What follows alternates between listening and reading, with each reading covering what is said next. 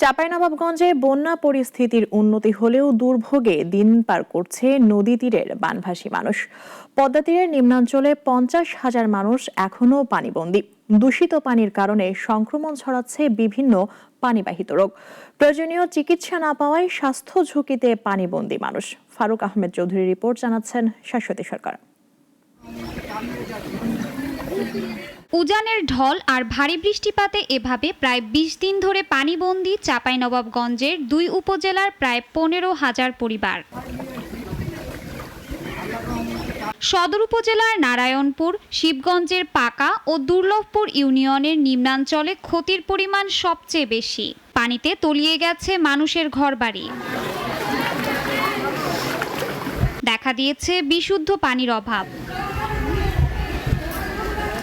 বানভাসীরা জানান, diarrhoea, typhoid সহ বিভিন্ন পানিবাহিত রোগ দ্রুত ছড়িয়ে পড়ছে। তাদের আশঙ্কা, প্রয়োজনীয় চিকিৎসা না পেলে এই রোগগুলো মহামারীর আকার ধারণ করতে পারে।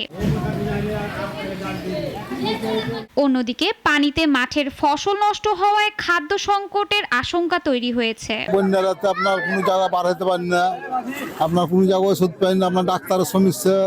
1 তারিখ থেকে আমাদের বন্যা বৃদ্ধি হইতে থাকছে। আজও অবধি বাড়িঘর ডুবে যাবে এরকম পরিস্থিতি।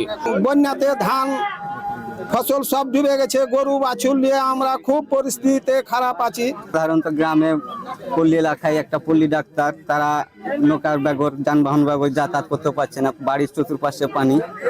বন্যায় ক্ষতিগ্রস্ত কৃষকদের তালিকা করে প্রণোদনা দেওয়ার আশ্বাস দিয়েছে প্রশাসন। ইতিমধ্যে আমরা বিনার কাছ থেকে প্রায় কিছু আমরা মাসকালাই বীজ পাবো। আমরা কৃষি প্রণোদনা আমাদের চলে আসছে কিছু।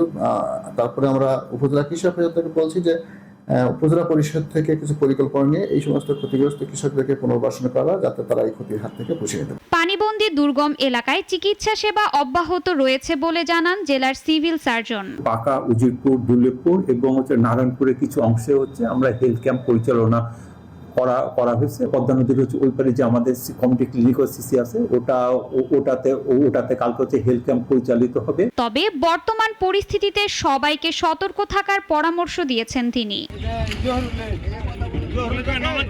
শাশ্বতী সরকার, নাগরিক।